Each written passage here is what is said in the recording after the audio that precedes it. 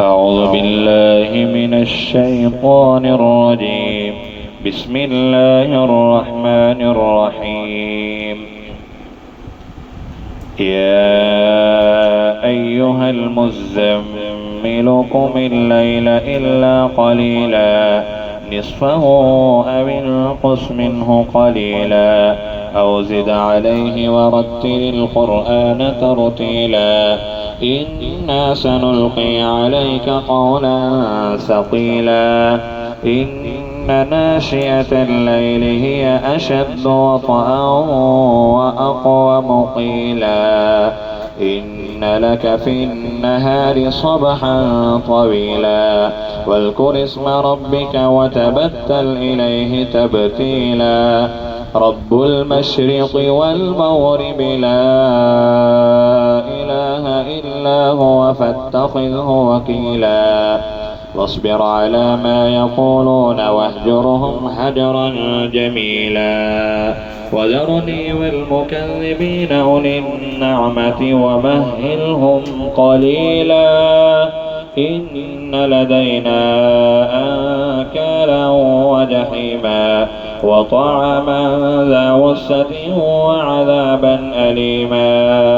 يوم ترجف الأرض والجبال وكانت الجبال كثيبا مهيلا إنا أرسلنا إليكم رسولا شاهدا عليكم كما أرسلنا إلى فرعون رسولا فعصى فرعون الرسول فأخذناه أخذا وبيلا فكيف تتقون إن كفرتم يوما يجعل الولدان شيبا السماء منفطر به كان وعده مفعولا إن هذه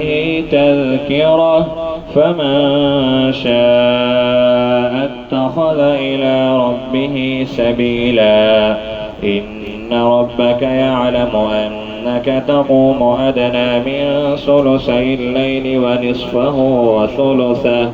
وثلثه وطائفة من الذين معك